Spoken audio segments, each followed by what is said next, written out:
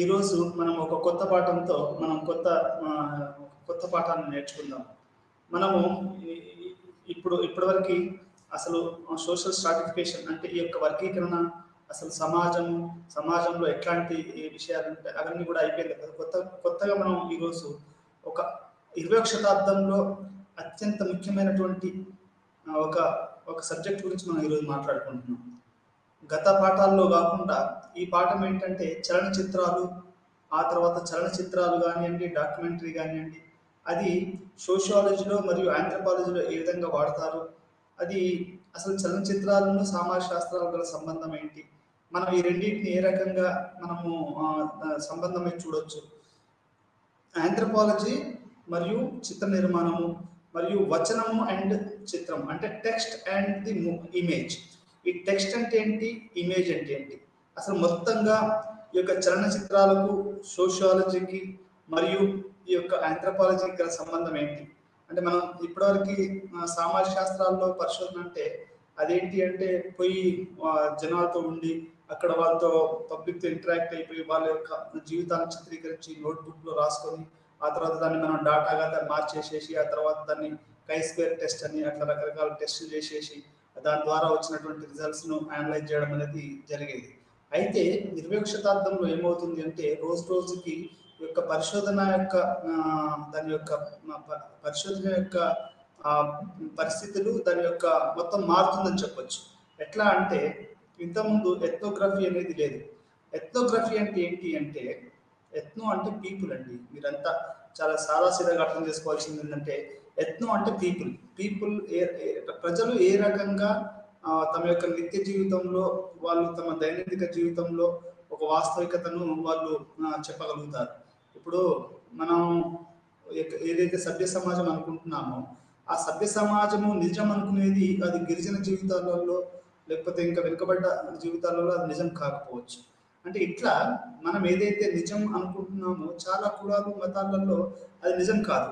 దాన్ని మనం ఎట్లా అర్థం చేసుకోవాలి అంటే ఎథ్నోగ్రాఫిక్ రీసెర్చ్ అంటారు. ఎథ్నోగ్రాఫిక్ రీసెర్చ్ అంటే అసలు జనాలు వాళ్ళ యొక్క ఆలోచన నుంచి వాళ్ళు ఏ విధంగా సత్యాన్ని వాళ్ళు నిర్మిస్తున్నారు, వాళ్ళ యొక్క టూల్స్ ఏంటి అనేది మనం అర్థం చేసుకోవాలి. దీన్ని ఏమంటారంటే ఎథ్నోగ్రాఫిక్ స్టడీస్ అంటారు.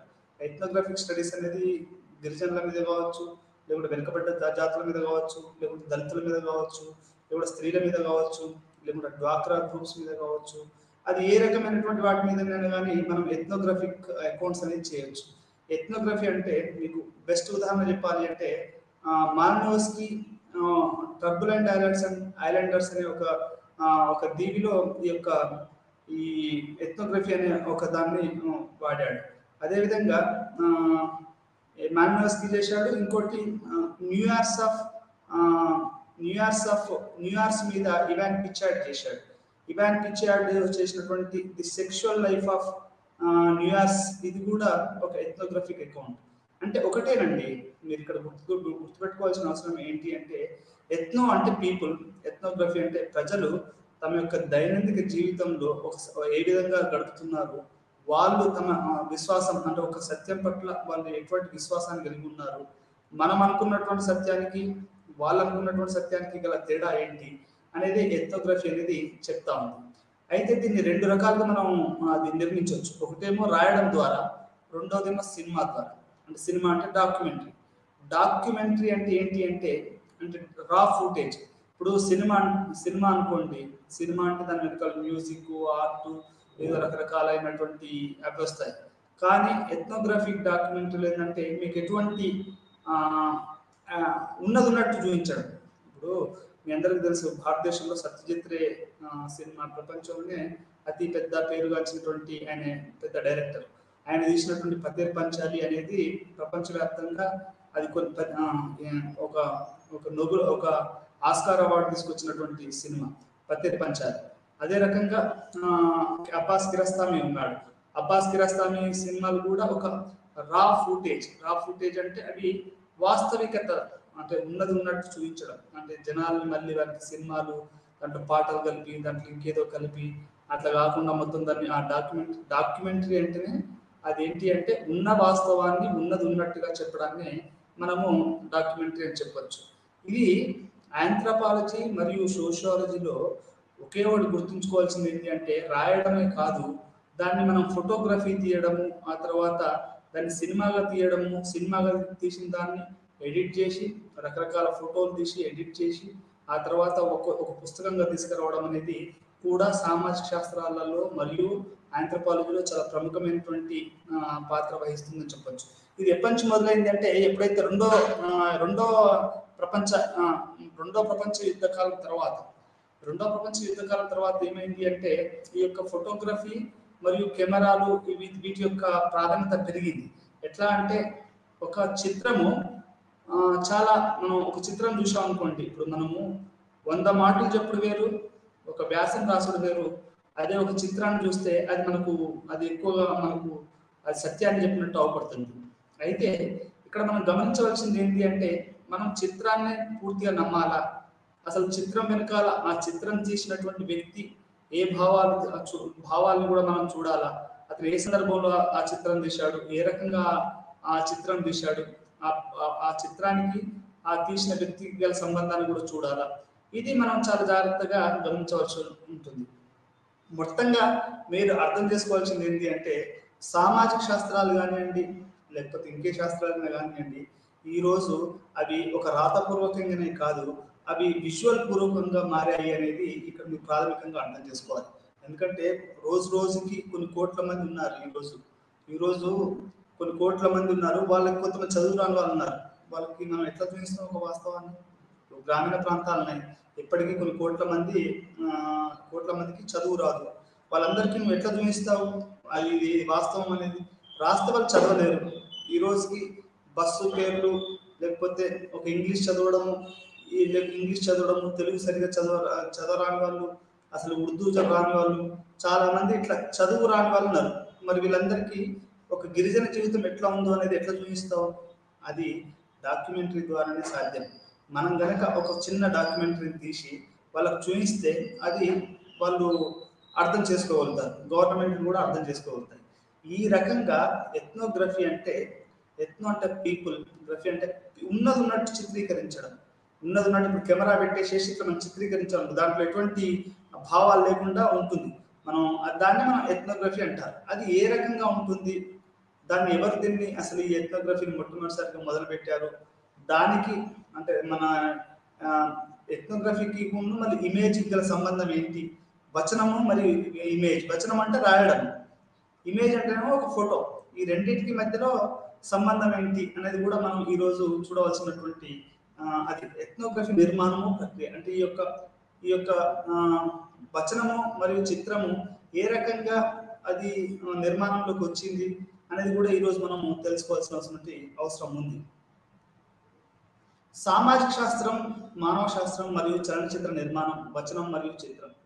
ఫోటోగ్రాఫిక్ ఇమేజ్ లేదా ఫిల్మ్ అయిన దృశ్యం అనేది సంస్కృతి మరియు సమాజాన్ని అర్థం చేసుకోవడానికి ఒక ముఖ్యమైనటువంటి మార్గం. అంటే ఒక ఫిల్మ్ అయినా కానివ్వండి, ఒక దృశ్యమైనా కానివ్వండి, ఈరోజు సమాజాన్ని అర్థం చేసుకోవడానికి అది ఒక ముఖ్యమైన మార్గం. ఎలా అంటే ఈరోజు మీరు అందరు చూస్తూనే ఉంటారు, అందరు ఈరోజు ఒక్క క్షణం వాట్సాప్ ఆగిపోతాను, ఒక్క క్షణం యూట్యూబ్ ఆగిపోతాను, జనాలు చాలా మంది వాళ్ళ యొక్క అసలు ఆ శ్వాసలు అయిపోతాయి అన్నంత స్థాయిలో ఈరోజు అదేంటి సోషల్ మీడియాకు జనాలు అలవాటు పడిపోయారు.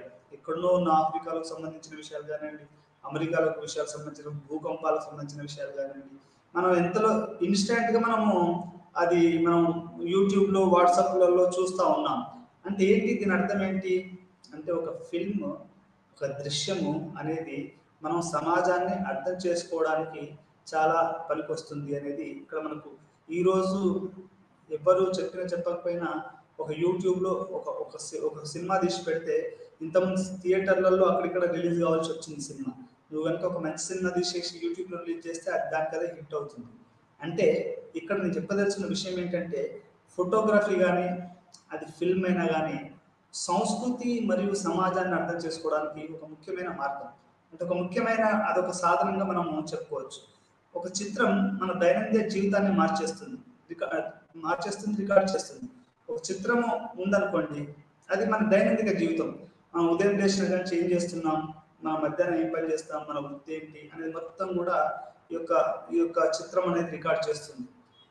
మా సాంస్కృతిక జాతి మరియు భాషాపరమైన అడ్డంకులను అధిగమించే భాషను అందిస్తారు. అంటే మనకు ఈ యొక్క సినిమా అనేది ఏం చేస్తుంది అంటే ఒక సమాజానికి కావాల్సినటువంటి అన్ని అడ్డంకుల్ని అది అది అధిగమించి అది మనకు ఒక కొత్త ఒక వాస్తవాన్ని మనం ముందట పెడుతుంది. చలనచిత్రం ప్రధాన స్రవంతి సినిమా లేదా డాక్యుమెంటరీ లేదా ఎథ్నోగ్రఫీ లాగా కావచ్చు. చలనచిత్రం ప్రధాన స్రవంతి సినిమా లేదా డాక్యుమెంటరీ లేదా ఎథ్నోగ్రఫీ లాగా కావచ్చు. అంటే సినిమా అనేది 3 రకాలండి. ప్రధాన సినిమా ఉంటుంది, అదేంటంటే ఇప్పుడు చిరంజీవి కానివ్వండి, లేకపోతే రజనీకాంత్ కానివ్వండి, ఇట్లాంటి వాళ్ళంతా అది ప్రధాన స్రవంతి సినిమా. అలా కాకుండా డాక్యుమెంటరీ అంటే ఇప్పుడు మీరు డాక్యుమెంటరీ అంటే చాలా బీబీసీ డాక్యుమెంటరీస్ తీసుకోండి మీరు ఉదాహరణకి. అంటే ఇప్పుడు సూఫీజం మీద ఒక డాక్యుమెంటరీ ఉంది బీబీసీ వాళ్ళది. అది అంటే సూఫీల యొక్క జీవితం ఎలా ఉంటుంది, సాధు సన్యాసుల మీద ఒక డాక్యుమెంటరీ ఉంది. మీరందరికీ ఇంకోటి గుర్తు చేస్తాను మీ అందరికీ, మీ యొక్క చిన్నతనాన్ని. మనం చిన్నప్పుడు అంటే నా చిన్నతనంలో చూడరా బాబు ఒక బయోస్కోప్ అనేది ఇంట్లో వచ్చేది. ఆ బయోస్కోప్ ఏంటంటే మనం ఇట్లా చూడాలి. ఆ బయోస్కోప్ లో చూస్తే ఏంటంటే చూడరా బాబు చూడు, ఇది బాంబే చూడు, హైదరాబాద్ చూడు అని చిన్నపిల్లలకు ఈ యొక్క ఒక డబ్బా లాంటిది పెట్టి దాంట్లో సినిమాను ముంబైలో చూపించేవాళ్ళు. అదేవిధంగా చిన్నప్పుడు ఎట్లా ఉండేది అంటే ఒక చిన్న ఒక ఒక ఒక బాక్స్ పెట్టి దానికి అద్దం పెట్టి భూతద్దం పెట్టి దాని వెనకాల రీల్ పెట్టి గోడలకు ఇట్లా సినిమాలు వేసేవాళ్ళు. అంటే ఈ రకంగా అది అది ఉన్నటువంటి ఒక చిన్న అంటే ఇప్పుడు ఈ డాక్యుమెంటరీ ఈ సినిమాలు ఇవన్నీ లేకముందు అప్పుడప్పుడే సమాజం సినిమా వైపు నడుస్తున్న టైంలో ఇప్పుడు ఇంకొంచెం మీరు ముందుకెళ్తే మీకు ఇంకోటి అర్థం చేసుకోవాల్సింది ఏంటి అంటే ఈ హరికథలు బుర్ర కథలు ఊర్లో వేసేటువంటి రామాయణ మహాభారత కథలు ఎవరన్నా మా ఊర్లో దీక్షకుంటలో ఎవరైనా చనిపోతే అప్పుడు నా చిన్నతనంలో అది రామాయణ కథ రామాంజనేయ కథ అని లేకుంటే బాలసుగ్రీవుల కథ అని లేకుంటే ఒక నాటకం వేసేసి ఆ కుటుంబాన్ని వాళ్ళు ఓదార్చేవాళ్ళు, ఆ ఊరోళ్ళందరూ చూసేవాళ్ళు. అట్లాంటి థియేటర్ అంటే అదేంటి అక్కడ ఒక సమాజాన్ని ఒక గ్రామీణ సమాజం అర్థం చేసుకునే ఒక వాస్తవిక జీవితం అది కాస్త పోయింది. ఇప్పుడు ఏమైంది, ఆ పల్లెటూరు సంబంధించినటువంటి ఏ డ్రామాలు కూడా ఇప్పుడు లేవు, అంత చలనచిత్రాలు వచ్చేసాయి. చలనచిత్రాలు అంటే ఎప్పుడైతే ఇంట్లోకి టీవీ మరియు ఈ యొక్క టెలివిజన్ వచ్చిందో ఇక అప్పటి నుంచి మొత్తం మారిపోయింది. టెలివిజన్ రావడము, సినిమాలు 24 గంటలు ఇంతకుముందు ఒక సినిమా చూడవలసి ఉంటుంది అంటే మండలానికి పోయో లేకుంటే వరంగల్ లాంటి సిటీలకు పోయో ఇంకా యొక్క జిల్లా కేంద్రాలకు పోయో ఒక సినిమా చూడవలసి వచ్చేది. కానీ ఈరోజు సినిమా మండలం వదిలేసేసి ఊరు వదిలేసేసి ఇంట్లో టీవీ ముంగట అన్నం తినుకుంటూ నీ ఇష్టమైన సినిమా చూడొచ్చు, లేకుంటే DVD వేసుకొని చూడొచ్చు. అంటే ఏమైంది అంటే సినిమా అనేది ప్రతి కుటుంబంలోకి ప్రతి మనిషిలోకి పూర్తిగా చొచ్చుకపోయింది. అది ఇంతకుముందు అది ఆ రకంగా ఉండేది కాదు. ఈరోజు సమాజాన్ని అర్థం చేసుకోవడానికి చలనచిత్రం అనేది ఒక ప్రముఖమైనటువంటి అది ఒక సాధనంగా చెప్పుకోవచ్చు మనం. ఇదే సందర్భంగా మీకు ఇంకో విషయం కూడా చెప్తాను. మీరందరూ రావులు భరద్వాజ గురించి వినే ఉంటారు. ఆయన రాసినటువంటి పాకుడు రాళ్ళు అనే ఒక నవల, అది ఒక సినీ నటి జీవితం, ఒక గుంటూరులో పుట్టిన ఒక గుడిసెల్లో పుట్టిన ఒక మంజరి జీవితం. అది ఏ రకంగా మలుపులు తిరిగి ఆమె ఒక థియేటర్ యాక్ట్రిస్ట్, ఆమె ఒక రంగస్థల నటి. ఆ తర్వాత చెన్నైకి వెళ్తుంది, అక్కడ కొన్ని సినిమాలు నటిస్తుంది. ఆ సిటీ వాతావరణంకి ఆ అమ్మాయి ఎలా అలవాటు పడ్డది, అక్కడ లైంగిక దోపిడీ ఎలా జరుగుతుంది, ఒక లైట్ బాయ్ కూడా ఏ రకంగా స్త్రీలను అక్కడ వాళ్ళు లైంగికంగా దోపిడీ చేస్తారు. అప్పుడు ఉన్నటువంటి పెద్ద పెద్ద హీరోలు ఆమెను ఏ విధంగా చేశారు, డబ్బు ప్రాధాన్యత ఎలా ఉంటుంది, ఒక గ్రామీణ అమ్మాయి ఒక సినిమాలో నటించాలంటే ఎన్ని కష్టాలు అనేది ఆ సినిమా మనకు ఈ యొక్క సినిమాలో లేకపోతే ఈ యొక్క డాక్యుమెంటరీలో మనకు చూపించడం జరిగింది. అంటే అది కొంతమంది ఏమంటారు అంటే అది సావిత్రి జీవితం అంటారు. ఆమె తాగి ఆ రకంగా వెళ్ళిపోయింది.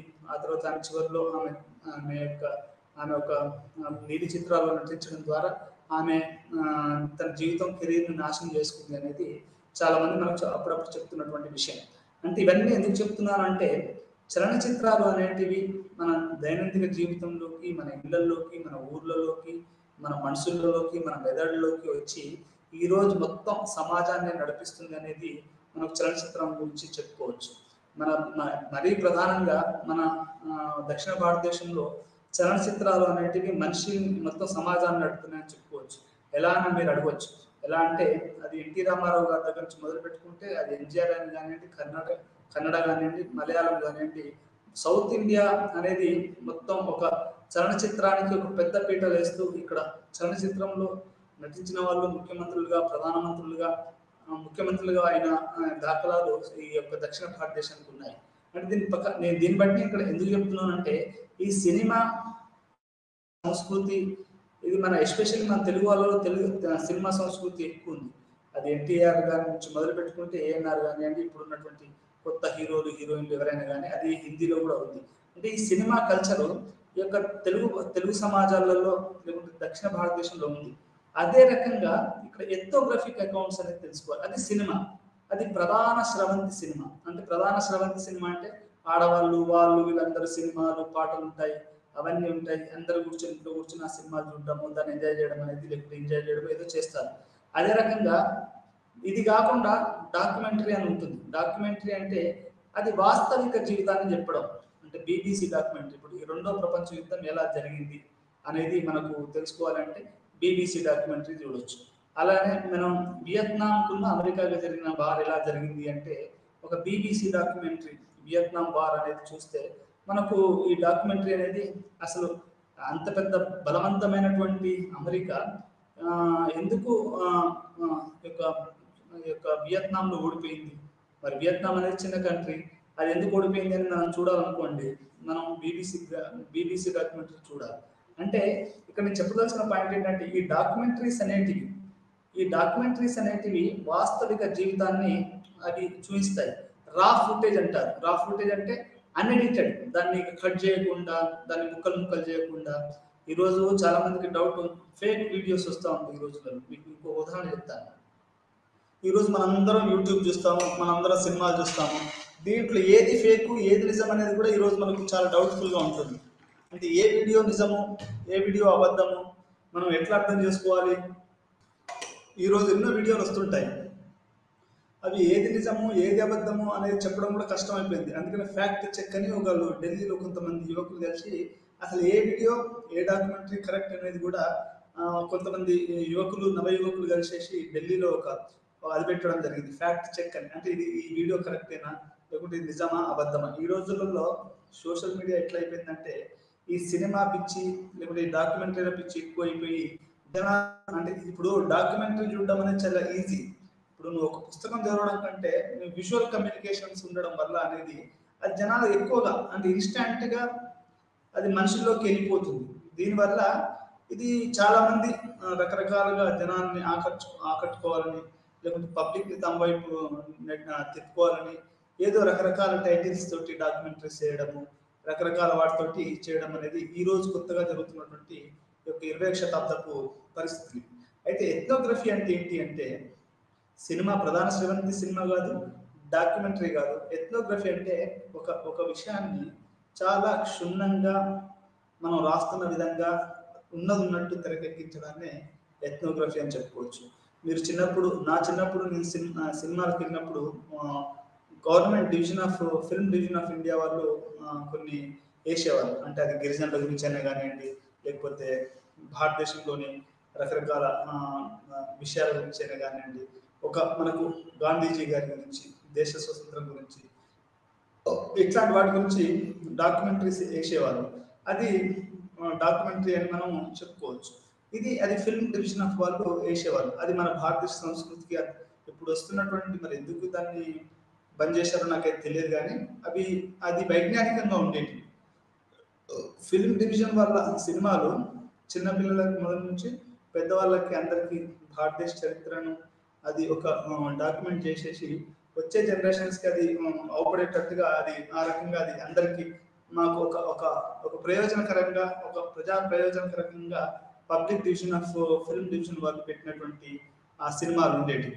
అది డాక్యుమెంటరీస్. అంటే ప్రజా ప్రయోజనార్థం గవర్నమెంట్ తీసినటువంటి అది కోయాస్కు సంబంధించినవి కానివ్వండి, లేకుంటే మహానగరాలు ఎలా ఉంటాయనేది, సిటీలు ఎలా ఉంటాయనేది గవర్నమెంట్ డాక్యుమెంటరీస్ తీసి ప్రజలకు అది సినిమాలకు ముందు అవి వేసేవాళ్ళు.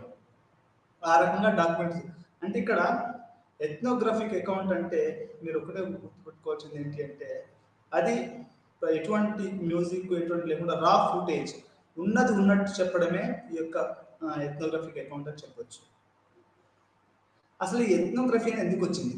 ఇప్పుడు మనము ఇంతమంది రైటర్స్ ఉన్నారు, ఇంతమంది ఇప్పుడు మనకు రకరకాల మెథడ్స్ ఉన్నాయి. ఇది సమాజ శాస్త్రాలలో క్వశ్చనీర్ ఉంది, ఆ తర్వాత ఒక క్వశ్చన్ చేసేసి మనం జనాన్ని అడగవచ్చు. రకరకాల మెథడులు ఇన్ని మనకు అవకాశాలు ఉన్న తర్వాత అసలు ఈ ఎథ్నోగ్రఫీ ఎందుకు వచ్చింది అనేది కూడా మనం ఇక్కడ అర్థం చేసుకోవాలి. ఇప్పుడు ఈ రోజు అది పాపులర్ అయిపోయింది. అంటే యూట్యూబ్ ఎట్లా పాపులర్ అయిపోయిందో, లేకపోతే ఫేస్బుక్ వాట్సాప్ ఎట్లా పాపులర్ అయిపోయారో ఎథ్నోగ్రఫిక్ అనేది ఈ రోజులలో చాలా పాపులర్ అయిపోయింది. ఒక ఒక ఒక పద్ధతిగా మన సమాజ శాస్త్రాలలో ఒక ఒక మెథడాలజీగా ఈ యొక్క ఎథ్నోగ్రఫీ అనేది చాలా ప్రముఖంగా అది ఎదుగుతున్నది. ఎందుకు ఇది వచ్చింది అనేది కూడా మనం ఇక్కడ ఈ రోజు పాఠంలో తెలుసుకోవాల్సిన అవసరం ఉంది. సోషియాలజీ మరియు ఆంథ్రోపాలజీలో ఎథ్నోగ్రఫీ అనేది చాలా కాలం పాటు మానవ ప్రవర్తన యొక్క వివరణాత్మక వర్ణన అంటే ఇక అది అన్ని రకాలైనటువంటి వర్ణన. ఇప్పుడు మనకు చాలా వరకు ఏంటంటే సినిమాలో అనుకోండి ఒక షాట్లో చెప్తారు, కానీ ఇప్పుడు నవలలో ఏంటి అంటే ఉదాహరణకి ఒక మనిషి ఎలా వచ్చాడు, ఎట్లాంటి షర్ట్ వేసుకున్నాడు, ఎలా కూర్చున్నాడు, ఏం మాట్లాడుతున్నాడు, ఏ విధంగా బిహేవ్ చేశాడు, ఇదంతా కూడా మీరు గుర్తుపెట్టుకోండి. పెట్టుబడిదారి సమాజం అనేది నవలలకు అది పెద్ద పీట వేస్తుంది. ఒక పెట్టుబడిదారి యొక్క రూపమే నవల అని చెప్పుకోవచ్చు. ఈ నవలలు ఈ యొక్క ఇది ఎందుకు చెప్తున్నామంటే ఈ నవల అనేది మొత్తం ఒక మనిషిని క్షుణ్ణంగా చెప్తుంది, వివరణాత్మకంగా చెప్తుంది. అదే రకంగా ఎథ్నోగ్రఫీ కూడా ప్రతి వివరణాత్మకంగా వివరించడం. ఇప్పుడు మనకు అది రైటింగ్ లో మనకు సాధ్యం పడకపోవచ్చు, ఒక విషయాన్ని రాయకపోవడం వల్ల అది రైటింగ్ లో ఉపయోగపడకపోవచ్చు, కానీ అది వివరణాత్మకంగా మనకు ఎథ్నోగ్రఫీలో అది విశ్లేషణలో ఒక పరిశోధన సాంకేతికతగా ఇది ఉపయోగపడుతుందని చెప్పుకోవచ్చు. అంటే ఎథ్నోగ్రఫీ అంటే వివరణాత్మకంగా ఏమాత్రము అది కొంచెం అది మాట్లాడదని ఒక వివరణాత్మకంగా ఒక విషయాన్ని చెప్పడాన్ని మనం ఎథ్నోగ్రఫీ అని చెప్పుకోవచ్చు. ఎథ్నోగ్రఫీ పద్ధతి ఫీల్డ్ రీత్యా ఆధారపడింది. ఫీల్డ్ రీత్యా అంటే ఇప్పుడు ఎథ్నోగ్రఫీ అంటే ఏదో మనం హైదరాబాద్ లో ఉన్నాం, సోషియాలజీ చేస్తున్నాం అనుకోండి, పిహెచ్డి ఏదో ఎంఫిల్ చేస్తున్నాం, మీరు హైదరాబాద్ లో కూర్చొని అది అక్కడ గిరిజనులు ఇలా ఉన్నారు, వాళ్ళ ఆరోగ్యం బాధని చెప్పడం కష్టం. నువ్వంటే ఒక గిరిజన మీద నువ్వు పరిశోధన చేస్తుంటే, ఇప్పుడు నా ఉదాహరణకి నేనే తీసుకుంటే నా ఎంఫిల్ వర్క్ నేను కోయా గిరిజనుల మీద పరిశోధన చేశాను. అది ఒక రకమైనటువంటి ఎథ్నోగ్రఫిక్ అకౌంట్. అంటే వివరణాత్మకంగా రాశాను. ఒక కోయ బొడ్డుగూడెం అనేది ఎలా ఉంది, అక్కడ ప్రజలు ఎలా జీవిస్తున్నారు, దాన్ని ఏ రకంగా వాళ్ళు గవర్నమెంట్లు ఉన్నాయి, అక్కడ ప్రభుత్వం ఏ రకంగా ఫెయిల్ అయిపోయింది, దాన్ని అయినప్పుడు స్వచ్ఛంద సంస్థలు ఆ ఊర్లో ఎట్లా వచ్చి చేస్తున్నారు అనేది నేను ఒక ఎథ్నోగ్రఫిక్ ద్వారా ఒక డీటెయిల్డ్ అకౌంట్స్ రాశాను. దాన్ని ఏమంటారంటే మనం ఇంతకుముందు చెప్పినట్టు వచనంలో రాశాను. వచనం అనేది ఒక పద్ధతి. అదే దాన్ని నేను సినిమా తీశాను అనుకోండి, అదే డాక్యుమెంటరీ, అదే ఎథ్నోగ్రఫీ. అంటే అది మనం వివరణాత్మకంగా ఉన్నట్టు అక్కడ వాళ్ళకు సినిమా ద్వారా చెప్పదాన్ని మనం ఎథ్నోగ్రఫీ అని చెప్పుకోవచ్చు. ఇది ఒక సామాజిక శాస్త్ర పద్ధతి. ఇది ప్రజలు నిర్దిష్ట ప్రదేశాలతో ఒకరికి ఒకరు ఎలా జీవిస్తున్నారు, మరి వారి జీవితాలను ఎలా అర్థం చేసుకుంటున్నారు అనేది అన్వేషిస్తుంది. ఉదాహరణకి కోయ వాళ్ళు వేట అనేది వాళ్ళకు చాలా చాలా ప్రధానమైనటువంటి విషయం. వాళ్ళు వేట ఎలా చేస్తున్నారు, లేకపోతే వాళ్ళకి ఆహార సేకరణ ఎలా ఉంది, ఇవన్నీ కూడా ఎథ్నోగ్రఫీలోనే వస్తాయి. వాళ్ళు నిర్దిష్ట ప్రదేశాలలో ఇప్పుడు గోదావరి లోయలో వాళ్ళు బతుకుతున్నారు. ఇప్పుడు ఖమ్మంలో గిరిజన కోయల్లో వాళ్ళు ఒక జార్ఖండ్ మన ఛత్తీస్గఢ్ అది కలిగి అంటే బార్డర్ని కలిగి ఉంది. అక్కడ ఒక దట్టమైన అడవులలో ఈరోజు వాళ్ళు కోయలు బతుకుతున్నారు. అక్కడిని గుత్తి కోయలు కూడా బతుకుతున్నారు. అంటే ఒక నిర్దిష్ట ప్రదేశాలలో వాళ్ళు ఏ విధంగా జీవిస్తున్నారు. వాళ్ళ సిటీకి నాకు తెలిసి హైదరాబాద్కును ఈ యొక్క భద్రాచలము గుత్తి కోయలు వాళ్ళంతా అంటే 200 కిలోమీటర్ల దూరంలో ఉంటుంది. అంటే ఒక నిర్దిష్ట ప్రదేశంలో వాళ్ళు ఎలా జీవిస్తున్నారు, వారి జీవితాలను ఎలా అర్థం చేసుకోవాల్సి ఉంటుంది అనేది ఒక ఎథ్నోగ్రఫిక్ అకౌంట్ అనేది చెప్తుంది. వారి రోజువారీ పరస్పర చర్యలు అంటే వాళ్ళు ఉదయం లేచి ఏం చేస్తారు, లేకపోతే మరి సాయంత్రం పూట ఏం చేస్తారు, పండుగ వచ్చినప్పుడు ఎట్లాంటి జీవితాన్ని గడుపుతారు. ఉదాహరణకి పండుగ వచ్చినప్పుడు వాళ్ళు పెద్ద ఎత్తున తాగుతారు, అది కళ్ళే కానివ్వండి, విప్పసారా కానివ్వండి, లేకుంటే అక్కడ పెద్ద ఎత్తున వేట చేసేసి మాంసాన్ని భుజిస్తారు. అంటే వారి రోజువారీ చర్యలు, వాళ్ళ యొక్క సామాజిక సంస్థలు, వాళ్ళ యొక్క సాంస్కృతిక విధానము, ఇవన్నీ కలిపి అది ఏ రకంగా చెప్తుందనేది, ఎథ్నోగ్రఫీ అనేది ఏ రకంగా ఉంటుందనేది మనకి ఈ యొక్క ఎథ్నోగ్రఫీ చెప్తుంది. నిర్మాణం అంటే ఇతర విషయాల ద్వారా వ్యక్తుల జీవితాలను అర్థం చేసుకోవడంపై దృష్టి కేంద్రీకరించబడింది. అంటే దీంట్లోనే ఇది ఎట్లా, వీళ్ళ యొక్క జీవితాలు ఎట్లా ఉంటుంది అనేది కూడా ఇది యొక్క ఎథ్నోగ్రఫీ మనకు దాని మీద దృష్టి ఉంటుందని చెప్పొచ్చు. ఇప్పుడు మనం ఇంకోటి పరిశోధకుడు ఏం చేస్తాడు, ఇప్పుడు హైదరాబాద్ వదిలేసి ఒక చిన్న పల్లెటూరు పోయి, ఒక బొడ్డుగూడెం లాంటి విలేజ్ పోయి అక్కడ గిరిజనులు ఎలా బతున్నారు, అసలు ఎన్ని కుటుంబాలు ఉన్నాయి, దాంట్లో ఎంతమంది చదువుకున్నారు, ఎంతమంది ఆడవాళ్ళు ఉన్నారు, ఎంతమంది మగవాళ్ళు ఉన్నారు, చదువుకున్న వాళ్ళు ఎంతమంది ఉన్నారు అనేది మొత్తం డేటా సేకరిస్తాడు. సేకరించి వాళ్ళ యొక్క నిత్య జీవితం ఏంటి, వాళ్ళు తీసుకునే ఆహారం ఏంటి, వాళ్ళు వేసుకునే బట్టలు ఏంటి, వాళ్ళు ఉన్నటువంటి గిరిజన మతం ఏంటి, వాళ్ళు ఎందుకు చెప్తున్నాను ఒక గిరిజన ఉదాహరణ అంటే, ఎథ్నోగ్రఫీస్ ఈ యొక్క గిరిజన గ్రామాలని చదవడానికి ఎక్కువగా ఉపయోగిస్తారు. అంటే ఒక సాదాసీదా సిటీలో ఎథ్నోగ్రఫిక్ అకౌంట్స్ తక్కువ. అంటే ఎందుకంటే ఇది అందరూ తెలుసు కాబట్టి, ఇది ఎక్కువగా ఒక ప్రపంచానికి తెలియని ఒక సమాజాన్ని మనం వేరే మన ప్రధాన స్రవంతి సమాజానికి అందజేయాలి అంటే అది ఎథ్నోగ్రఫిక్ అకౌంట్ అయితే అది బాగుంటుంది. అది కరెక్ట్ పద్ధతి కూడా, ఎందుకంటే ఈ మెయిన్ స్ట్రీమ్ పీపుల్ అనేది చూస్తారు ఏ రకంగా ఉంది ఆ సమాజం అనేది. మనం ప్రతి పరిశోధకుడు ఏం చేస్తాడు అంటే డేటాను సేకరిస్తాడు, ఆ డేటాను రాసిన తర్వాత దాన్ని అది కరెక్ట్ ఉందా లేదా చూస్తాడు, చూసిన తర్వాత అది ప్రొఫెసర్ చూపిస్తాడు, ఇంటర్వ్యూ చేస్తాడు, బాగా వచ్చిందా లేదా మళ్ళీ ఒకసారి చూసుకుంటాడు, తప్పులుంటే మళ్ళీ కరెక్షన్ చేసుకుంటాడు, మళ్ళీ ఆ రకంగా మొత్తం అతను చేసేసి మనకు వచనం ద్వారా ఇస్తాడు. ఇక్కడ ఏంటి అంటే పార్టిసిపెంట్ అబ్జర్వేషన్ అంటే పరిశోధకుడు దేని మీద పరిశోధన చేస్తున్నాడో, ఉదాహరణకు కోయాల మీద నువ్వు పరిశోధన చేస్తున్నావు, లేదా గోన్స్ మీద నువ్వు పరిశోధన చేస్తున్నావు అనుకో. ఇప్పుడు హేమండార్ఫ్ గోన్స్ మీద పరిశోధన చేశాడు. ఆయన జీవితకాలం మొత్తం హేమండార్ఫ్ ఆయన భార్య బెట్టి అనుకుంటాను నాకు తెలిసి, హేమండార్ఫ్ బెట్టి ఇద్దరు కలిసి కూడా ఆదిలాబాద్లోని గోన్స్ మధ్యలోనే జీవించారు. గోన్స్ మధ్యలోనే వాళ్ళు చివరి శ్వాస వదిలేశారు. వాళ్ళని ఏమంటారు అంటే వాళ్ళు ఎథ్నోగ్రఫిక్ అకౌంటెంట్. ఇప్పుడు ది గోన్స్ ఆఫ్ ఆంధ్రప్రదేశ్ అని, the గోన్స్ of Telangana, the గోన్స్ of Hyderabad, ఇట్లాంటివన్నీ కూడా హేమండార్ఫ్ ఒక పార్టిసిపెంట్ అబ్జర్వేషన్. అంటే నువ్వు ఎక్కడో దూరంగా ఉండి ఒక సమూహాన్ని చెప్పడం కాదు, పార్టిసిపేట్ అంటే నువ్వు వ్యక్తిగతంగా నువ్వు పాల్గొని అంటే నువ్వు ప్రత్యక్షంగా వాళ్ళలో పాల్గొని అబ్జర్వ్ చేసినటువంటి దాన్ని మనం ఏమంటాము అంటే ఈ యొక్క ఎథ్నోగ్రఫిక్ అకౌంట్ అంటాం. అది మనకి హేమండార్ఫ్ కానివ్వండి, మాలినోవ్స్కీ కానివ్వండి, ఇంకా చాలా మంది ఆంథ్రోపాలజిస్టులు, సోషియాలజిస్టులు, ఈ సోషియాలజీ ఆంథ్రోపాలజీ అనేది సిస్టర్ డిసిప్లిన్స్. అంటే ఈ రెండు కూడా అక్కా చెల్లెలు లాంటివి. వీళ్ళకి దగ్గర సంబంధాలు ఉంటాయి. ఈ రకంగా ఒక సోషియాలజీ ఆంథ్రోపాలజీలో ప్రతి పరిశోధకుడు కూడా ఫస్ట్ డేటాను సేకరిస్తాడు, తర్వాత అది ఇంటర్వ్యూ పద్ధతి ద్వారా, ఆ తర్వాత పార్టిసిపెంట్ అబ్జర్వేషన్ చేస్తాడు. అంటే అతను వ్యక్తిగతంగా ఆ ప్రాంతంలో పోయి బతుకుతాడు, అక్కడ ఉన్న వాళ్ళ తినే ఆహారం ఇతను తింటాడు. నేను కూడా ఈ బొడ్డుగూడెంలో పరిశోధన చేసేటప్పుడు ఈ కోయలు తినే ఆహారాన్ని తినేవాడిని. అయితే నాకు ఫార్చునేట్గా ఒక ఎన్జిఓ వాళ్ళు కొంచెం హెల్ప్ చేసి వాళ్ళ దగ్గర ఉంచుకున్నారు అనుకోండి. కానీ సాదాసీదాగా అయితే మనం వాళ్ళు తినే ఆహారం ఉండాలి, వాళ్ళ ఇంట్లో ఉండాలి, వాళ్ళలాగానే తిరగాలి. దీన్ని పార్టిసిపెంట్ అబ్జర్వేషన్ అంటారు. ఇది ఎథ్నోగ్రఫీకి ఒక ప్రాణం లాంటిది. మనం హైదరాబాద్లో కూర్చొని ఎథ్నోగ్రఫీస్ చేయడం కష్టం. మనం పల్లెలో పోవాలి, ప్రజలతో కలవాలి, ప్రజలతో కలిసి మనం చేసేటువంటి వచన ఏదైతే ఉందో, ఉదాహరణకి ఎంఎన్ శ్రీనివాస్ గారు వాళ్ళు పరిశోధన చేశారు. ఇది కర్ణాటకలో ఉన్నటువంటి రాంపూర్ అనే దాంట్లో ఆయన వ్యక్తిగతంగా పోయి అక్కడ పార్టిసిపేట్ చేసి ఆ తర్వాత ఈ యొక్క ది విలేజ్ అనే ఒక పుస్తకాన్ని రాయడం జరిగింది. ఈ రకంగా ఒక ఎథ్నోగ్రఫిక్ అకౌంట్స్ అంటే మనిషి చేరడము, దాని తర్వాత వచనం ద్వారా రాయడము, రాసి ఆ తర్వాత దాన్ని ఒక పరిశోధన పత్రంగా అది డెవలప్ చేయడం అనేది ఒక ఎథ్నోగ్రఫీ యొక్క ముఖ్య ఉద్దేశం. దాని తర్వాత దీన్ని మనం సినిమాగా, అదే మనం రాయడం వచనం అయితే అది ఇమేజ్, మొత్తం ఫోటోలు తీసామనుకోండి.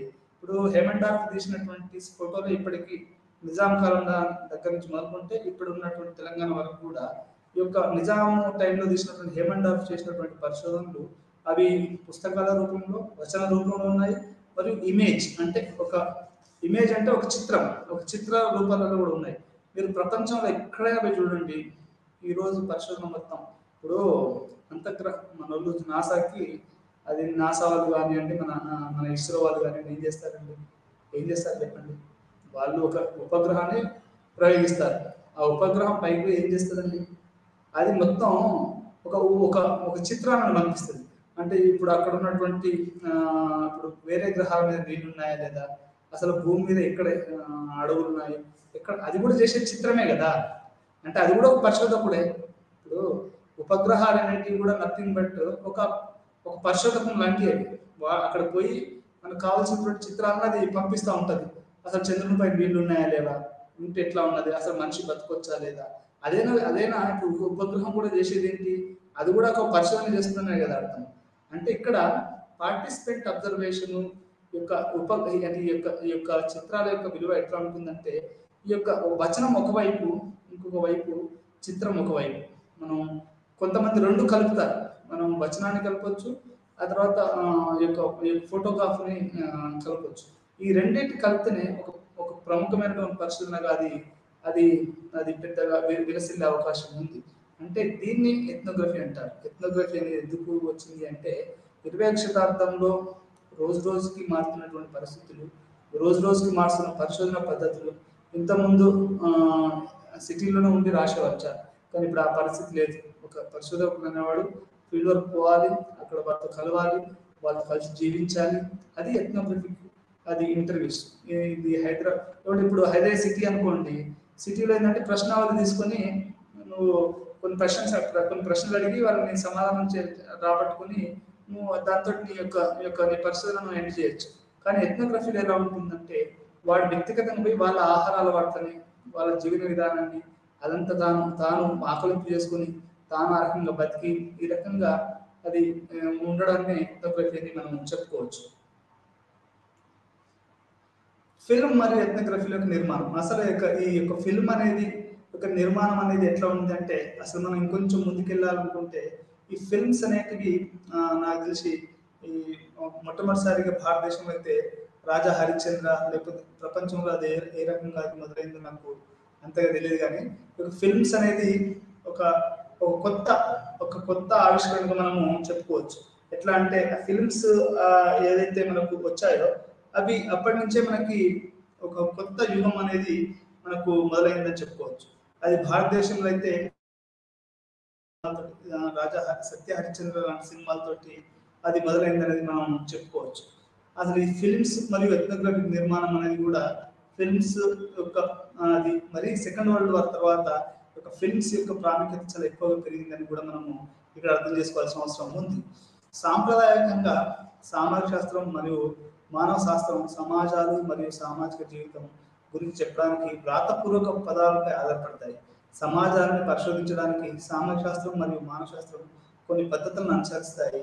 ఈ పద్ధతులను వైవిధ్యభరితంగా ఉంటాయి మరియు పరిశీలనలో పాల్గొన్న వారు ఫోకస్ స్ట్రక్చర్ మొదలైన సాంకేతికతను కలిగి ఉంటాయి. ఫోకస్ స్ట్రక్చర్ అంటే ఒక ఫోకస్ను కలిగి ఉంటారు. మేము డేటాను సేకరించినప్పుడు అది కఠినమైన ఆకృతిలో ఉంటుంది మరియు తరచుగా ఫీల్డ్ నోట్స్ సూచించబడుతుంది. డేటా సేకరణ మరియు ఆసక్తిపై ఆధారపడి ఉంటుంది మరియు చేతిలో పరిశోధన సమస్య.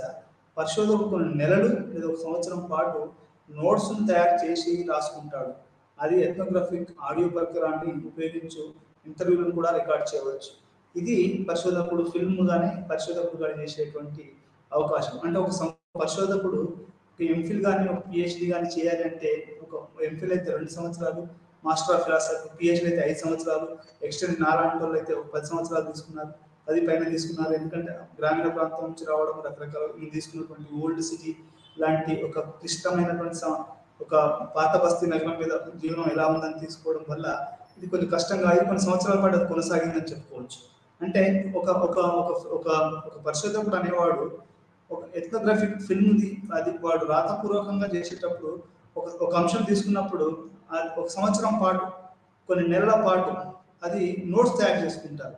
అసలు అక్కడ జనాభా ఎంత, ఆడవాళ్ళు ఎంత, మగవాళ్ళు ఎంత, వాళ్ళు చేసుకునే సమస్యలు ఏంటి, అన్ఎంప్లాయ్మెంట్ ఎట్లా ఉంది, కల్చర్ ఎట్లా ఉంది, వాళ్ళ యొక్క వాళ్ళ యొక్క సాంఘిక జీవనం ఎలా ఉంది, అదే లైంగిక జీవనం ఎలా ఉంది, ఆర్థికపరమైనటువంటి జీవితం ఎలా ఉంది అనేది ఒక పరిశోధకుడు తమ జీవిత కాలంలో ఎంతో మంది, ఈరోజు సైన్స్ డే, ఆయన సివి రామన్ చేసినటువంటి సైన్స్ డే, ఆయన కనుక్కున్న రోజు ఈ రోజు, అట్లాంటి అంటే అట్లాంటి ఈ రోజు కనుక్కున్నట్లే ఒక పరిశోధకుడు తన జీవిత కాలం పాటు కొన్ని నెలల పాటు ఒక అంశాన్ని కనుక తీసుకుంటే దాని నెలల పాటు సంవత్సరాల పాటు అక్కడ తిరిగి వచనం నోట్స్ తయారు చేసుకొని ఆ నోట్స్ను రా ఫుటేజ్ అంటారు, దాన్ని ఎడిట్ చేసి మళ్ళీ రీఎడిట్ చేసి చివరిగా మనకు వచ్చే ఫైనల్ బుక్ వస్తుంది. అంటే మనకు వచ్చే పుస్తకం అయినా కానీ సినిమా అయినా కానీ ఎన్నో సార్లు రాసి దాన్ని మళ్ళీ ఎడిట్ చేసి చివరికి అది మన దగ్గరకు వస్తుంది. మీ అందరికీ తెలుసో లేదో, సినిమాలో స్క్రిప్ట్ అయినా కానివ్వండి, పాట అయినా కానివ్వండి, డైలాగ్ అయినా కానివ్వండి, అది ఒకసారి వచ్చింది కాదు, అది ఎన్నోసార్లు రాస్తారు రాసి చివరికి ఒక దాన్ని మాత్రం వాళ్ళు ఫైనలైజ్ చేసి సినిమాలు పెట్టడం, ఒకదాన్ని మాత్రం వాళ్ళు బయటకు తీసుకురావడం జరుగుతుంది. ఉదాహరణ, నేను కూడా కవితలు రాస్తాను. మనం మొదటిసారి రాసినప్పుడు ఏంటంటే అది మంచిగా అనిపిస్తుంది, రెండోసారి రాసినప్పుడు దాన్ని చూస్తే తప్పులు అవపడతాయి, మూడోసారి చేసినప్పుడు వేరే పక్కలో చూస్తే కొంచెం అది బాగు చేస్తారు. అదేవిధంగా పరిశోధన కూడా ఏంటి అంటే, ఒక పరిశోధకుడు ఒక సంవత్సరం కాలం పాటు, కొన్ని నెలల పాటు అతను తీసుకున్నటువంటి పరిశోధన, గిరిజనులైనా కానివ్వండి, ముస్లింలైనా కానివ్వండి, లేకుంటే వెనుకబాటుతనమైనా కానివ్వండి, మంచినీటి సమస్య అయినా కానివ్వండి, అసలు ఈ యొక్క భారతదేశంలో లేకుంటే ఎట్లాంటి డ్రగ్స్ నేరాలు ఘోరాలు జరుగుతున్నాయని ఒక పరిశోధన కానివ్వండి, ఏ పరిశోధన తీసుకున్నా కానీ ఒక సంవత్సరం పాటు తిరిగి అతను రకరకాల పరిశోధన చేసిన తర్వాత అతను ఒక నోట్స్ తయారు చేసుకుంటాడు. ఆ నోట్స్లోంచి అది అతను ఆ పరిశోధన పుస్తకాన్ని రాయడం అనేది జరుగుతుంది. అది మళ్ళీ ఎడిట్ చేయడము, రీఎడిట్ చేయడము, చివరికి అది ఒక పుస్తకంగాను అట్లా బయటికి రావడం అనేది జరుగుతుంది. దీన్ని వచనమే కాకుండా సినిమాలో కూడా తీయచ్చు. అది మనం కెమెరా లెన్స్ ఇట్లా పెట్టామనుకోండి, ఇట్లా మనం కెమెరా చూసి అది మొత్తం జీవితాన్ని రికార్డ్ చేయొచ్చు. అంటే సంపూర్ణంగా ఎటువంటి మధ్యలో ఎటువంటి యాడింగ్లు, మ్యూజిక్ అవి లేకుండా ఉన్నట్టు చూపించడమే ఈ యొక్క ఎథ్నోగ్రఫీ ఫిల్మ్స్ యొక్క ప్రధాన విషయం అని చెప్పుకోవచ్చు. సినిమాలు, ఫిల్మ్స్ అంటే జనాలకి ఎంత పిచ్చో మీ అందరికీ తెలుసు అనుకుంటా. ఎంతో మంది సినిమాలలో పెద్ద హీరోయిన్ అయిదామని ఈ యొక్క బాలీవుడ్కి, హాలీవుడ్కి వచ్చి కొన్ని వేల మంది ప్రతిరోజు ఈ యొక్క సినిమాల్లో రావాలి, చిత్రాలు అవపడాలి అనేది వాళ్ళు అనుకొని చాలా మంది బుక్ అయిపోయారు, రకరకాలుగా మారిపోయారు, రోగాలు వచ్చి, రాత్రులు వచ్చి, మొత్తం ఒక విధ్వంసకరమైనటువంటి ఒక పరిశ్రమగా ఈ యొక్క ఫిల్మ్ మరియు పరిశ్రమగా అది అంటే ప్రధాన స్రవంతి సినిమా గురించి చెప్తున్నాం. అదే మన డాక్యుమెంటరీ ఎథ్నోగ్రఫీ అనుకోండి, అలా ఉండదు. దీనికి ఒక హీరోయిన్లు అని కాదు, ప్రజలే హీరోయిన్లు, ఈ ప్రజలే అన్నిటికీ దాంట్లో ఈ మ్యూజిక్లు అట్లయితే ఉన్నట్టు చిత్రీకరించడం. ఉదాహరణకు ఒక కోయా స్త్రీ ఉదయం లేచిన కానీ సాయంత్రం వరకు ఆమె జీవితం ఎలా ఉంటుంది అనేది ఉన్నట్టు మనం చిత్రీకరిస్తే అది ఒక మంచి పరిశోధన అంశం కావచ్చు. అది ఈ రకంగా ఈ యొక్క పరిశోధన అనేది ఒక సంవత్సర కాలం పాటు అది నోట్స్, ఒక వచనాన్ని తయారు చేసుకోవడము, అది కరెక్ట్ ఉందా లేదా చూసుకొని సరి చూసుకోవడము, మళ్ళీ దాన్ని మనం అది చేయడం, ఈ రకంగా మొత్తంగా పరిశోధన జరుగుతూనే ఉంటుంది. సంవత్సరాల కాలం పాటు పరిశోధకుడు ఇటు డాటాను విశ్లేషిస్తాడు. ఇప్పుడు నేను చేసినటువంటి డాటా ఏంటి అంటే, ఉదాహరణకి ఈ యొక్క హైదరాబాద్ పాత నగరం ఎందుకు పాత నగరం అయింది అనేది ఒక 10-20 మంది, 30-40-50 మంది వరకు పరిశోధన చేశాను.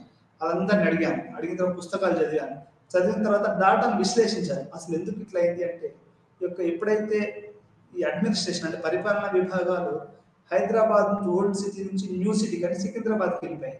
అప్పటి నుంచి హైదరాబాద్ అనేది కొంచెం అంటే చార్మినార్ ఏరియా అనేది అది వెనుకబడికి గురైంది. అంటే నేను ఇట్లా తీసుకొచ్చినటువంటి డాటా అనేది విశ్లేషించాను. ఈ విశ్లేషణ అనేది ఈ యొక్క పరిశోధనకు చాలా చాలా చాలా ముఖ్యమైనటువంటి విషయం. ఇది అది వచన రూపంగా ఉండొచ్చు, లేకపోతే ఫిల్మ్ రూపంలోనైనా కానీ ఉండొచ్చు. ఈ రకంగా ఒక డాటాను సేకరించడము, అది తర్వాత మనం దాన్ని ఉపయోగించి రాయడము, అది ఒక ఫోటోగ్రఫీగా తీయడము అనేది ఈ యొక్క పరిశోధకుని యొక్క ప్రధానమైనటువంటి అంశము.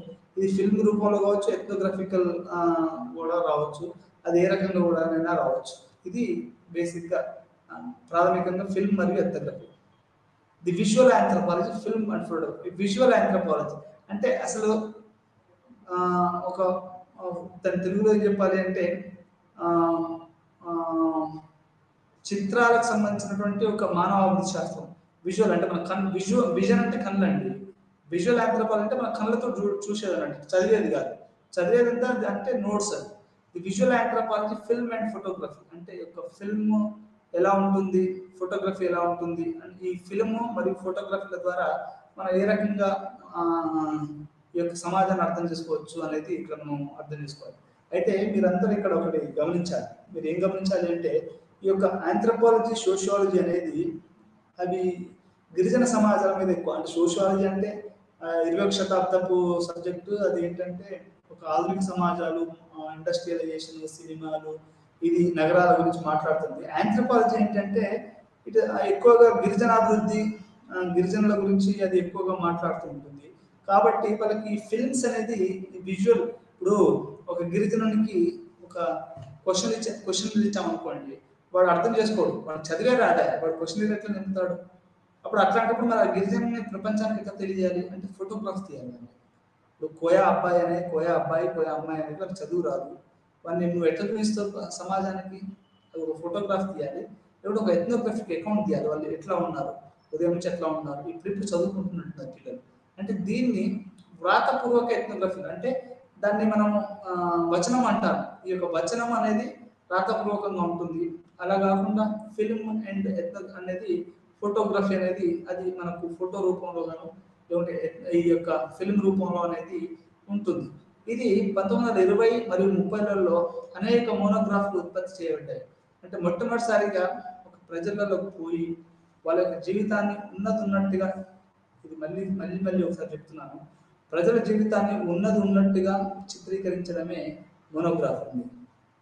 ప్రజల జీవితాన్ని ఉన్నట్టుగా అంటే ఎటువంటి యాడప్స్ లెస్ చేయకుండా ఉన్నట్టు చిత్రీకరించడమే మోనోగ్రాఫ్ అని మనం చెప్పుకోవచ్చు. ఇది ఫీల్డ్ వర్క్ ద్వారా సాధ్యం. ఇది మనం అక్కడ పోయి వాళ్ళతో కలిసి జీవించి ఫీల్డ్ వర్క్ అంటే ఫీల్డ్ వర్క్ అంటే తెలుగులో ఏమని చెప్పొచ్చు అంటే క్షేత్రస్థాయి లో మనం పాల్గొనడం. ఇది దీని ద్వారా మాత్రమే ఇది సాధ్యం. లేకపోతే ఇది మనకు ఇది చదువు అనేది విజువల్ ఆంథ్రోపాలజీ అనేది ఎవరు సాధ్యం కాదు అనేది మనకి ఇక్కడ అర్థం చేసుకోవాల్సిన అవసరం ఉంది. తీవ్రమైన మోనోగ్రాఫ్లు ఉన్నాయి. మరోవైపు సాధారణ ప్రజల కోసం ఎథ్నోగ్రఫీలు కూడా వ్రాయబడ్డాయి. ఒక పక్కనేమో మోనోగ్రాఫ్స్ అంటే ఒక విషయాన్ని గురించి ఒక పుస్తకాన్ని రాయడం మోనోగ్రాఫ్ అంటారు దాన్ని. మోనోగ్రాఫ్ అంటే ఇప్పుడు ఉదాహరణకి కుమరం భీమ్ అనే ఒక వ్యక్తి గురించి రాయాలంటే అతను ఎక్కడ పుట్టాడు, ఏ విధంగా నిజాంకు వ్యతిరేకంగా పోరాడాడు, అతను ఏ కులంలో ఏ మన గిరిజనులలో ఏ శక్తికి సంబంధించినటువంటి వాడు, అతను చేసిన పోరాటం ఏంటి, ఇట్లాంటి అన్ని రాయడం అంటే మోనోగ్రాఫ్. అది అలా కాకుండా మనము దాన్ని ఒక మొత్తం సాధారణ ప్రజల గురించి మనం మొత్తం ఒక రాష్ట్రం అనుకోండి, వాటి ప్రజలు ఒక సాదాసీదా ప్రజలు ఎలా ఉన్నారని రాష్ట్రం, దాన్ని మనము ఎథ్నోగ్రఫిక్ అని చెప్పుకోవచ్చు. ఉదాహరణకి Malinowski the sexual life of the savages the sexual life of the savages అంటే ఈ యొక్క లైంగిక జీవితం అనేది ఎలా ఉంది అనేది నిట్రో బ్రియాండి ప్రవాసుడు తన యొక్క ఫీల్డ్ వర్క్ ఆధారంగా రాశాడు. మాలినోవ్స్కీ ఏం చేశాడు అంటే Malinowski the sexual life of the savages అంటే ఈ యొక్క లైంగిక జీవితం అనేది ఏ రకంగా ఉంది అనేది మాలినోవ్స్కీ తన యొక్క దాన్ని రాశాడు. దాన్ని మోనోగ్రాఫ్ అంటారు. అది మోనోగ్రాఫ్ అంటే ఉన్నట్టు వాళ్ళ యొక్క లైంగిక జీవితం ఎలా ఉంది, వాళ్ళు ఎప్పుడు సంభోగిస్తారు, ఎప్పుడు ఏం చేస్తారు, ఎట్లా ఉంటుంది అనేది మొత్తం దాన్ని రాసింది ఈ యొక్క Malinowski the sexual life of the savages అనే పుస్తకంలో రాశాడు. దాన్ని మనం మోనోగ్రాఫ్ అంటాం. అదేవిధంగా ఛాయాచిత్రాలు అనేటివి 19వ శతాబ్దం చివరి మరియు 20వ శతాబ్దం ప్రారంభంలో ఈ యొక్క ఛాయాచిత్రాలు ఒక లక్ష్యం మరియు శాస్త్రీయ డాక్యుమెంటేషన్గా పరిగణించబడ్డాయి. అంటే మొట్టమొదటిసారిగా 19వ శతాబ్దం అంటే అది 19వ శతాబ్దం చివరిలో అంటే 1890 ఆ టైంలో, 19వ శతాబ్దపు 20వ శతాబ్దం ప్రారంభంలో అంటే అది 1910 అట్లా కంచి ఛాయాచిత్రాలు ఒక లక్ష్యంగా మరియు శాస్త్రీయ డాక్యుమెంటేషన్గా పరిగణించబడ్డాయి. అంటే ఈ యొక్క పిక్చర్లు, ఈ యొక్క చిత్రాలు అనేటివి ఒక సత్యంగా వాటిని మనకు ఒక జనాలు తీసుకోవడం, వాటిని సీరియస్గా తీసుకోవడం అనేది, అవి నిజంగా అవి మన సైంటిఫిక్గా అనేది అప్పటి నుంచి మొదలైంది అనేది మనకు చరిత్ర చెప్తుంది. అంటే ఇప్పుడు చాలా మంది జనాలు ఏమనుకుంటారు అంటే ప్రతి వస్తువు కూడా ఒక చరిత్ర ఉంటుంది. ప్రతి చిన్న వస్తువుకి మనం ఏమనుకుంటాము, దీనికేం చరిత్ర ఉంటుంది, మనుషులకే చరిత్ర ఉంటుంది అని అనుకుంటాం. కానీ అలా ఉండదు. ప్రతి చిన్న విషయం కూడా మానవ పరిణామ క్రమంలో అది ఏ రకంగా అభివృద్ధి చెందింది అనేది కూడా మనం చూడవచ్చు. ఫోటో, ఒక చిన్న ఫోటో ఇప్పుడు మనం అయితే తీసుకుంటాము, ఆ ఫోటో వెనకాల కూడా అసలు మొట్టమొదటి ఫోటో ఎప్పుడు ఎప్పుడు తీశారు, ఆ ఫోటో ఎట్లా ఎట్లా ఉండేది, ఆ తర్వాత ఏ రకంగా అది రూపాంతరం చెంది ఇప్పుడు మనం సెల్ ఫోన్లో విత్ ఇన్ సెకండ్స్లో ఫోటో తీస్తున్నాం. అదే నా చిన్నతనంలో మా ఊళ్ళో ఒక ఫోటో తీయాలి అంటే మండలం నుంచి ఒక ఫోటోగ్రాఫర్ వచ్చి నీ ఫోటో తీసి ఒక 2-3 రోజుల తర్వాత దాన్ని కడిగి ఆ ఫిల్మ్ కడిగి ఇచ్చేవాడు. కానీ ఈ రోజుల్లో ఆ పరిస్థితి లేదు. ఇప్పుడు విత్ ఇన్ సెకండ్స్లో సెల్ ఫోన్లో తీసి కూడా మా ఊళ్ళోనే ఫోటో స్టూడియోలు రావడం అంటే ఒక జస్ట్ 20-30 సంవత్సరాల క్రితమే ఎంత వేగంగా ఈ యొక్క ఛాయాచిత్రాల యొక్క అవసరం కానివ్వండి, లేకుంటే వాటి అనేది పెరిగింది. ఈరోజు మీరు ఆధార్ కార్డులలో కానివ్వండి, ఇంకే కార్డులలో కానివ్వండి, మీకు ఒక ఫోటోగ్రాఫ్ అవసరం.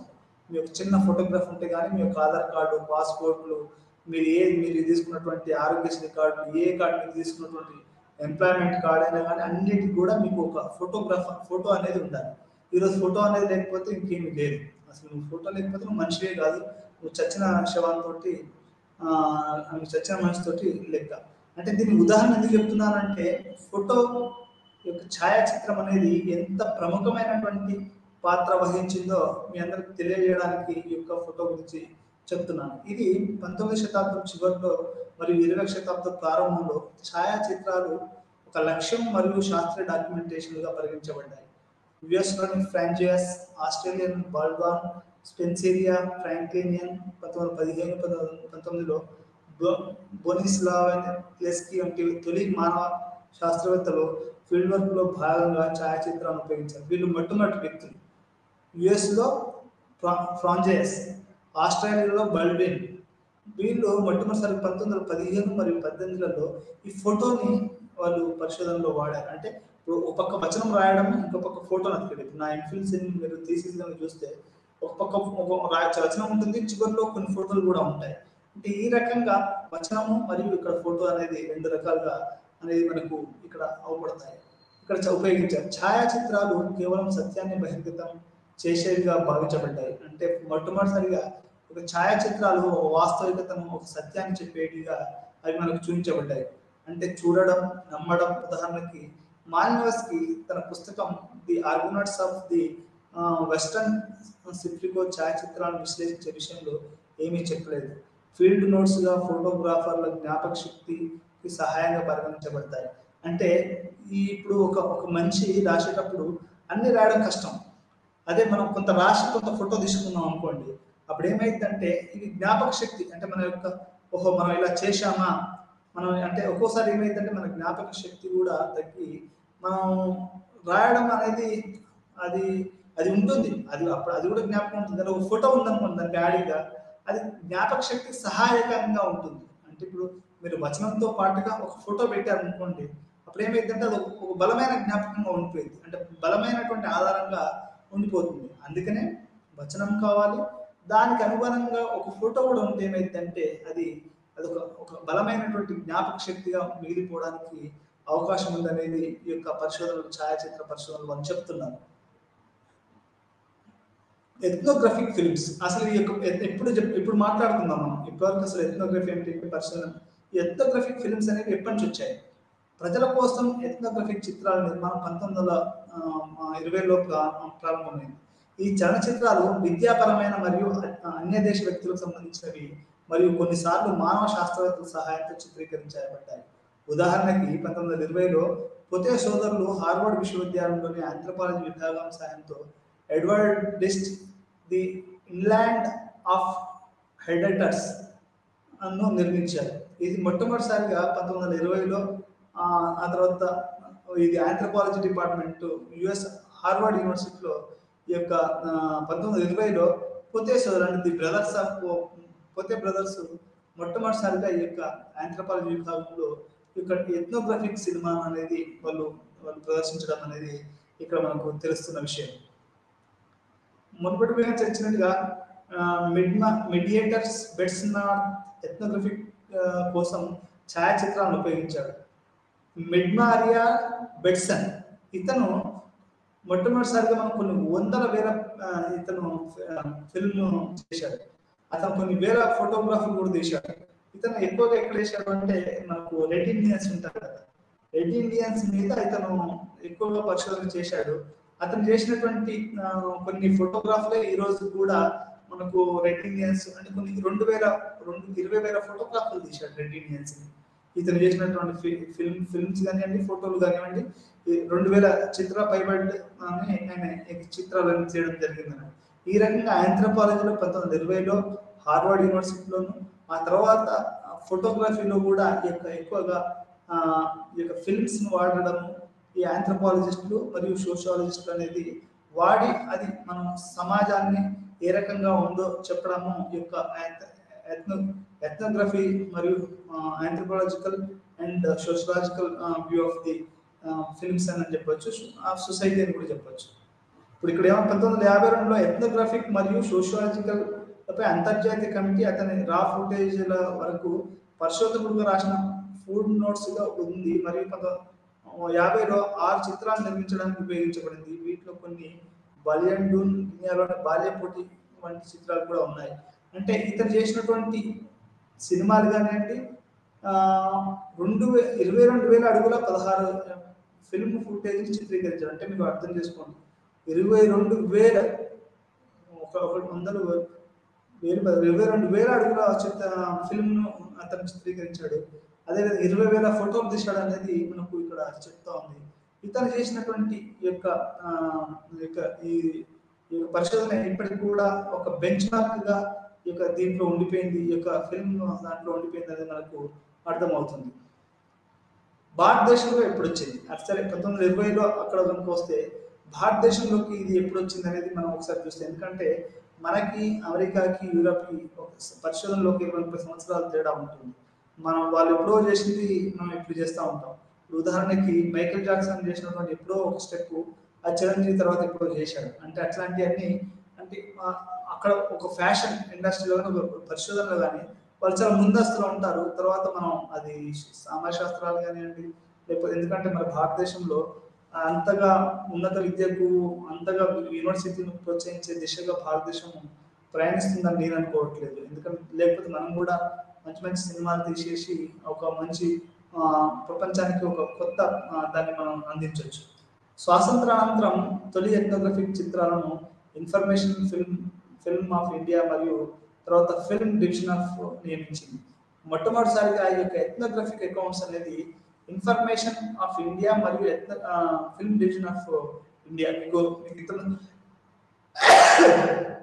మీకు ఇంతమంది చెప్పాను. ఇంతమంది నా చిన్నతనంలో సినిమా వేసినప్పుడు కంపల్సరీ అది దేనికో ఒక దానికి సంబంధించి ఫిల్మ్ డివిజన్ ఆఫ్ ఇండియా వాళ్ళు లఘు చిత్రాలు వేసేవాళ్ళు. అంటే ఒక 5 నిమిషాల నుంచి 10 నిమిషాల వరకు ఉండేది. ఇప్పుడు నెహ్రూ గారు నిర్మించినటువంటి ఉక్కు కర్మాగారాలు భారతదేశానికి ఎట్లా ఉన్నాయి, ఆ తర్వాత ఇందిరాగాంధీ నిర్మించినటువంటి కొన్ని దేశంలో ఎట్లా మనకు ఉన్నాయి, ఏ రకంగా మన నాసా ఉందనుకోండి దాని గురించి ఒక లఘు చిత్రం ఉండేది.